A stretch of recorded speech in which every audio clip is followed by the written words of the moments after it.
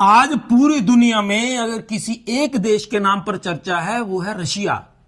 Ukraine युद्ध के कारण नहीं, ना ही सीरिया युद्ध के कारण, कैंसर की नई वैक्सीन बना ली है इसके कारण। mRNA नामक एक वैक्सीन बनाई गई। उन्होंने क्लेम किया है कि भाई साहब ये वैक्सीन अगर लग जाएगी तो किसी को भी कैंसर नहीं होगा। जैसे अब आप बच्चों को BCG का टीका लग जाता है, छोटे छोटे बच्चों को, तभी वैक्सीन दे दें, पोलियो की वैक्सीन दे दो तो पोलियो नहीं होगा, ऐसे। इसमें एक और बात, 2.5 लाख के करीब एक वैक्सीन बनती है और रशिया अपने नागरिकों को यह मुफ्त में लगाएगा। और दूसरी बात जो उनका अनाउंसमेंट है, जो मित्र देश है उनको भी लागत पे दी जाएगी ये वैक्सीन। उन्होंने ये वैक्सीन बनाने का दावा कर दिया। अब मैं यह सोच रहा हूं कि हम लोग जो भारत के लोग हैं, हमारे यहां करोड़ों लोग हर वर्ष कैंसर से असमय मौत को प्राप्त हो जाते हैं। छोटे छोटे बच्चे हों, जो युवा हों, बुजुर्ग हों, कोई भी हो, हम लोगों को, भारत के लोगों को प्रेयर करनी चाहिए कि उनका यह दावा सही हो। कारण के भारत में आयुर्वेद में स्वामी रामदेव सवेरे से लेकर शाम तक बेचारे योग प्राणायाम का पाठ पढ़ाते रहते हैं। इस सारे प्रयोग और कोशिशों के बावजूद भी जनता सहयोग नहीं कर रही, पार्टिसिपेट नहीं कर रही। हम 150 करोड़ के करीब लोग हैं, 1-2 करोड़ 5 करोड़ लोग इस मुहिम में शामिल हुए हैं अभी। लेकिन कैंसर तो आप अपने आसपास देख लो, घर घर में बढ़ता चला जा रहा है। तो अगर ये वैक्सीन आ जाए तो छुटकारा मिलने के चांस हो सकते हैं इस बीमारी से। ये जानलेवा बीमारी है। ऐसी विचारधारा जो अभी रूस ने दिखाई है, ये कोरोना के दौरान जब भारत ने वैक्सीन बनाई है और दुनिया को भेजी है फ्री में, उसका आईना दिखता है। बिल्कुल सेम टू से कोशिश की जा रही है और पूरी दुनिया को एक मैसेज दिया जा रहा है रशिया द्वारा कि हम लोग मानवता की चिंता करने वाले हैं। बांग्लादेश का बुरा हाल है। एक तो अराकान आर्मी ने उनको ऐसी तैसी फेर दी, दूसरी तरफ अडानी के बिजली बिल ने नींद उड़ा दी, तीसरी तरफ व्यापार ठप हो गया, चौथी तरफ रास्ते बंद हैं। कहां जाएंगे? चारों तरफ से बॉर्डर भारत के साथ हैं, तो कहां जाएंगे? उधर अमेरिका और चाइना और रशिया आंख गड़ाए बैठे हैं। ये अब उनको समझ आ गया है। उनके जो बयान हैं, उनकी जो एक्सप्रेशंस हैं, वो बताते हैं कि अब उनको समझ में आ गया है कि उनसे बहुत बड़ा ब्लंडर हो गया।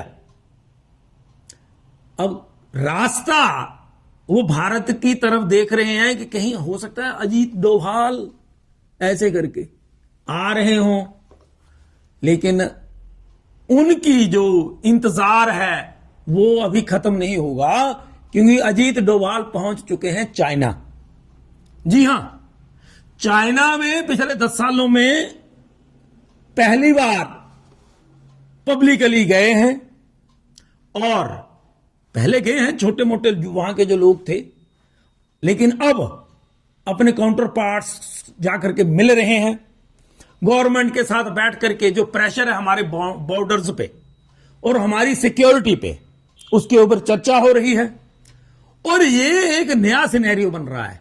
अब कैसे बन रहा है इसका क्रेडिट मैं अमेरिका को दूंगा, और रशिया को तो देना ही पड़ेगा ना, क्योंकि रशिया ने तो सहयोग करा है टेंशन कम खत्म करवाने के लिए। अमेरिका ने जब से डोनाल्ड ट्रंप जीते हैं, उन्होंने पहला गेयर ही पकड़ा हुआ है। सबको टैरिफ देंगे, सबको हम टैक्स लगा देंगे, हम सबको ऐसे कर देंगे। चाइना समझ गया, भारत समझ गया, रशिया को पता ही है। तो हो सकता है कि डोनाल्ड ट्रंप की जो धमकियां हैं, ये हम बोलते ना, कुबड़े को टांग पड़ी, लात पड़ी, रास आ गई, हमारे यहां बोलते हैं कुब्बे नो लात पे रास आई। ऐसे था, किसी ने टांग मार दी जोर से और पीठ सीधी हो गई। तो भारत के लिए ये बहुत फायदे की धमकी है। टैरिफ की धमकी अभी एक बार फिर से दिया है ट्रंप ने कि भारत अमेरिका से जो चीजें इंपोर्ट होती हैं उसके ऊपर काफी टैक्स लगाता है। तो अमेरिका भी अब कोशिश करने जा रहा है कि जो भारत की चीजें अमेरिका में आती हैं उनके ऊपर टैक्स लगाए। अब हम लोगों को अमेरिका का विरोध करना है या फिर नई संभावनाएं खोजनी है।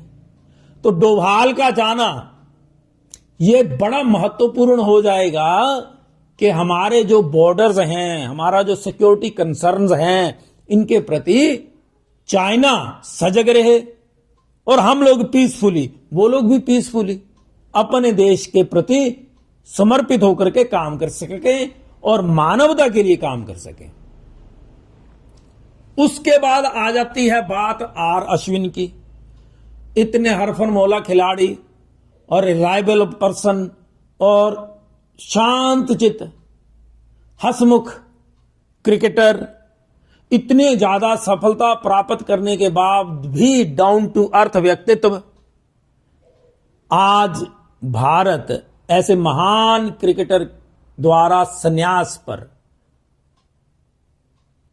नम आंखों से उनको विदाई दे रहा है। क्योंकि ऐसे महान बॉलर को देखना भी बड़ा महानता का, गौरव का क्षण होता है क्रिकेट में या किसी भी गेम में। तो भारत ने बहुत सारे महान क्रिकेटर्स दिए हैं, उनमें से एक और महान क्रिकेटर रेगुलर क्रिकेट से, जो रेगुलर क्रिकेट का कैनवस है उससे अब हमें नजर नहीं आएगा रेगुलरली। परमात्मा उन्हें सफलता दे आने वाले भावी जीवन में, उनके परिवार को भी, उनको भी और इस देश को भी, क्योंकि देश को ऐसे अच्छे लोग चाहिए। इसका एक नमूना है हमारे पास, राहुल द्रविड़ साहब, सचिन तेंदुलकर साहब, ये कर रहे हैं डायरेक्टली इनडायरेक्टली सेवाएं। तो यही इनसे भी आशा है, ये रुकेंगे नहीं, डटे रहेंगे, लगातार मेहनत करेंगे। और छोटे छोटे बच्चों को, जिन बच्चों को कोई सिखाने वाला नहीं है क्रिकेट, जिन बच्चों को कोई करियर बना करके देने वाला नहीं है, उनको सहयोग करेंगे। और तीसरा, मैं आपको एक और जानकारी देना चाह रहा था। पिछले दिनों भारत और जर्मनी की सरकारों के बीच एक समझौता हुआ जिसमें भारत के बच्चों को जर्मनी के लोग पढ़ाएंगे जर्मन भाषा, और शर्त उन्होंने ये रखी कि भारत के संस्कृत के टीचर उनके बच्चों को संस्कृत पढ़ाएंगे। ये ब्राह्मण भाषा है और जर्मनी चाहता है कि उनके यहां ब्राह्मणवाद वाली भाषा उनके बच्चे बोले। अब आपसे मेरी प्रार्थना यह रहेगी कि आप सर्च मारिए और आप देखिए कि क्या कारण है कि जर्मनी संस्कृत भाषा के पीछे पड़ा हुआ है।